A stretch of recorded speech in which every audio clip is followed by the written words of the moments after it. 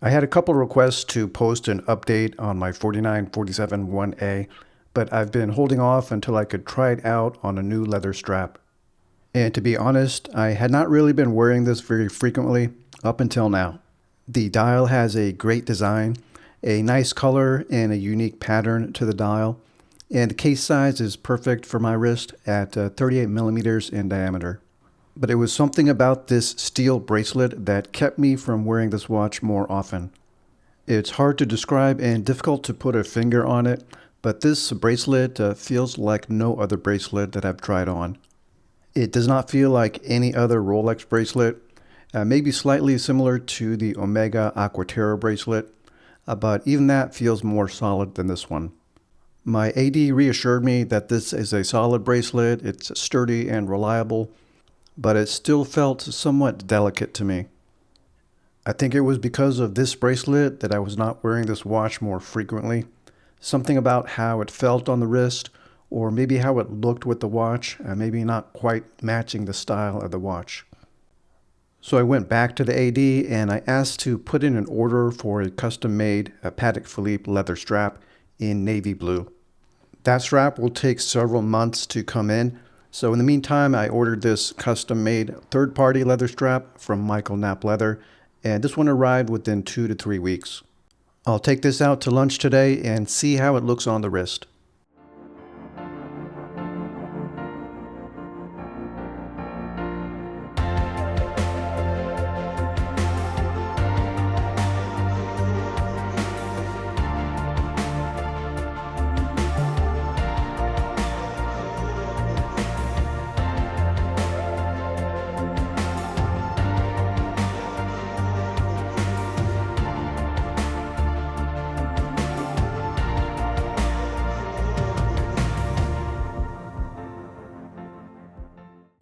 The shantung texture of the dial is subtle, but it's also intricate. The appearance of the texture changes according to the angle of view and the lighting.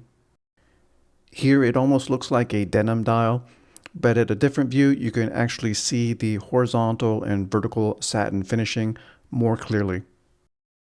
At a further distance, the texture blends in and it looks almost like a solid dial. The midnight blue color also changes according to the lighting. Sometimes it looks like a dark navy blue, other times a bright blue. The leaf style hands and the gold applied Arabic numerals in almost a brigade style round out the elegance of this dial. Patek Philippe makes some of the best watch cases in the world, but this watch case design is pretty simple and straightforward. A thin flat bezel, a curved case design, and lugs that curve down to the wrist, and thickness at 11 millimeters. But with so many of the other models being on the larger side, it was this 38 millimeter diameter that sold me on this watch, being a perfect size for my small 6.5 inch wrist. This watch is in the Complications line and has an annual calendar complication displaying the day of the week, the month, and the date in an aperture window. It has a beautiful moon phase window with a disc that slowly rotates the moon across the dial. You only need to set this watch once a year, just after the end of February. I've heard all the criticisms of this watch, that this has a ladies movement, whatever that means, and that the movement inside is too small for the case, and that's why these subdials appear too close together. But none of that bothers me. I still think this watch has great proportions and a beautiful dial and fits well on my wrist. Getting back to the bracelet, I asked my AD to remove the bracelet because I didn't want to risk removing it myself and scratching the watch, and the bracelet did seem very firmly attached to the watch head, almost like an integrated bracelet. I was allowed to look through the various options for Patek Philippe leather straps, and I decided on a dark navy blue alligator strap in a size small. And that order comes with just the strap, so I also ordered a white gold pin buckle and white gold quick release spring bars. I didn't get a quote for the final price, but I'm expecting the watch strap to be about $400 and the extra hardware to be another $300 or $400. I know that Rolex does not encourage you to put different leather watch straps on their modern watches, and my Rolex AD told me as much in not so many words. Rolex believes that each bracelet is made specifically for that watch, and both the bracelet and the watch case should be considered as one unit. But as far as I know, Patek Philippe has no problem if you want to try out different watch straps on your watch. You are allowed to switch out your watch straps for different options. And some watches come with two different straps right in the box, like the 5226G. And in my case, I was allowed to switch out my stainless steel bracelet for a Patek Philippe leather strap. And while I'm waiting for my custom order to come in, I decided to go with a third-party leather strap from Michael Knapp Leather.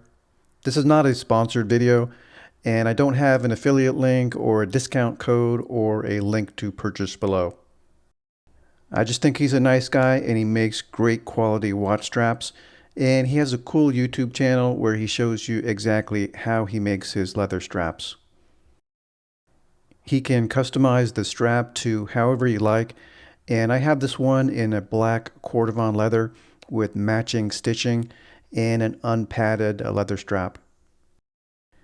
I went with the smallest stock size, but I think I could have even afforded to go even smaller with this. The lug width is 19 millimeters, and there doesn't seem to be much taper to this strap, and I think I could have afforded to go with a slightly larger taper to get a more streamlined look. The price, including the buckle and quick release spring bars, is very affordable considering this is a handmade product and it's customizable. This leather is high quality. It looks thick and durable, but it's also pliable, and I'm very satisfied with this choice of leather. But let me know in the comments, do you prefer this watch on the original factory stainless steel bracelet, or do you think it looks better on a leather strap? I like the look of this black leather strap, and I think it looks great along with the suit, but I'm also excited to see the navy blue Patek Philippe leather strap when it comes in. Putting this on leather really refreshed this watch and gave it a new lease on life. Now, since having this leather strap, I've been wearing my 4947 multiple days per week.